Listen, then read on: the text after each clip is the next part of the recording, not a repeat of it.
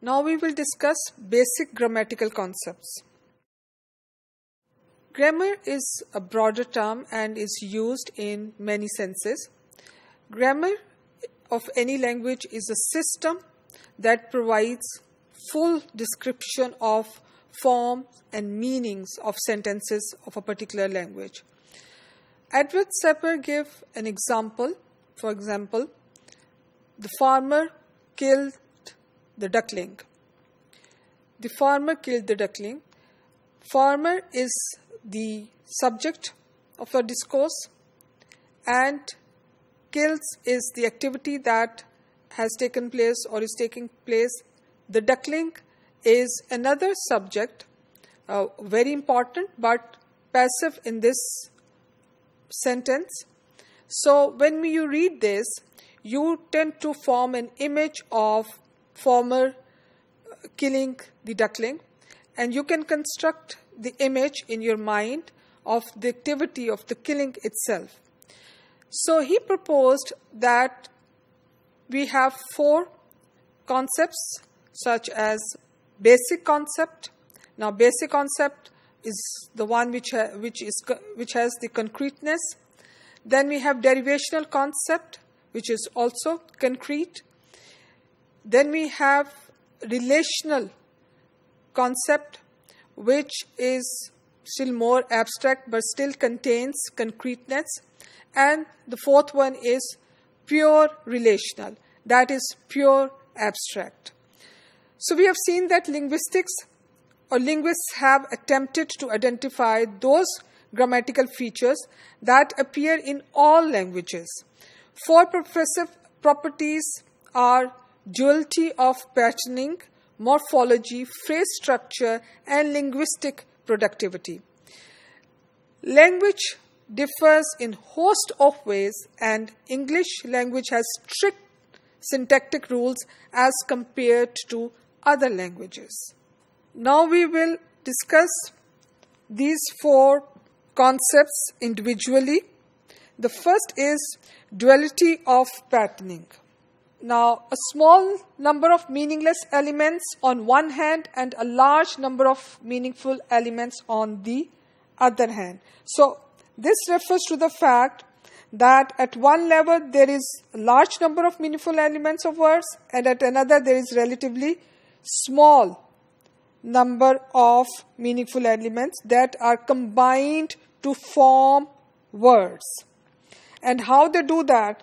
They have phones and phonemes.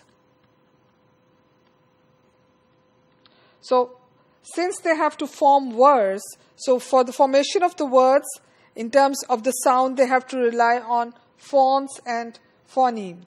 Now, this duality is best understood if we can make distinction or see the distinctive features of these 2 elements. Phones are speech sounds. 2 sounds are different phones if they differ in a physically specifiable manner. For example, consider the P in the word pill and spill.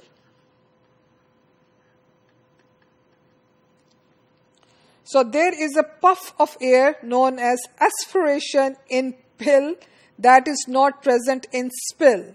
So when you say pill, you have aspiration sound, and in spill there is no such sound. So phonemes are difference in sound that make a contribution to meaning. For example, the sounds b and d are considered to be different phonemes in English because they contribute to the difference in meaning between big and dig. Then the next concept is related to morphology. Morphology deals with the word formation and the smallest unit, meaningful unit of a word, which is called morpheme. It also has free morphemes and bound morphemes. Free morphemes are the ones which can stand alone on their own, which do not require any affixes or suffixes to convey a meaning, but bound morpheme consist of inflectional and derivational morphemes, and they cannot stand on their own. In fact, they required to convey, in order to convey their meanings, they require to be attached to a word or a root. Inflectional can be the past tense, for example, s or ed, or derivational where you add, you derive further words. For example, nes, it cannot stand on its own, but if it is attached to a word which is happy, happiness, then it can convey its meaning.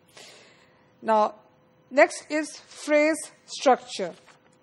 By phrase structure, we mean the division of a sentence into two groups of words. One is noun phrase and the other is verb phrase. So, phrase structure relies on the division of the group of words within a sentence. For example, a sentence can be, the young swimmer accepted the silver medal. So, we have divided this sentence into two groups. The young swimmer is the noun phrase, accepted the silver medal is the verb phrase. Talking about the linguistic productivity, that refers to the ability to create and comprehend novel utterances. We produce sentences always in terms of reference and in terms of form. So you use forms and then reference. Reference are the one to which the information belongs or refers to. We store rules for creating sentences instead of storing sentences. So you do not basically store sentences, you store rules for creating sentences. To conclude, 4 basic grammatical concepts are duality of patterning, morphology, phrase structure, and linguistic productivity.